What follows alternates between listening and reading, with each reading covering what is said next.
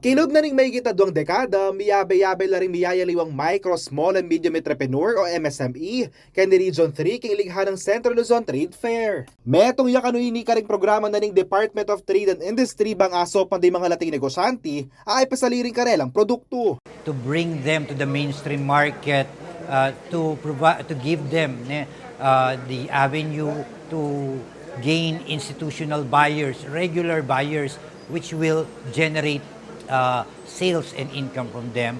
And also we would like to make our local products be more viable in the market. Miras laking mahigit dinalang MSME manibat Aurora, Bataan, Bulacan, Nueva Ecija, Pampanga, Tarlac, Ampong Zambales, ding mikyabe king ilikhaning Central Luzon na niyang milapa sa banwa. Minabot naman king mahigit 12 million pesos ing karelang penakitan king event basic in datos na ning DTI. Agpakang DTI Region 3 SME Development Chief Warren Serrano, asahan na mas maragulya ang likha ng Central Luzon ngayong 2023 uling apin nini ing 25 banwa na ning trade fair. Rening kaya katamong MSMEs, pagkasya tala uling 159 la.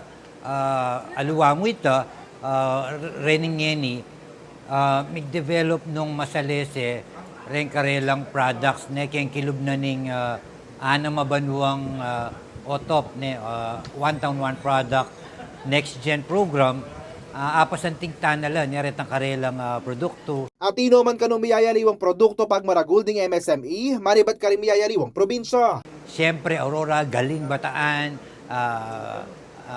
Natural, Tarlac, Love, Pampanga, they have their own brands and they will be carrying this in the Licano Central Luzon. Nga ng Serrano, target ng makapag-generate 25 million pesos sa panakitang kilikhaning 25th Central Luzon Trade Fair, ang marapat king SM Megaball Trade Hall, mag-umpisa October 25 hanggang October 29. Yako po yung kaya kayong talasuyo, JM De Jesus, ating pusong makabalen.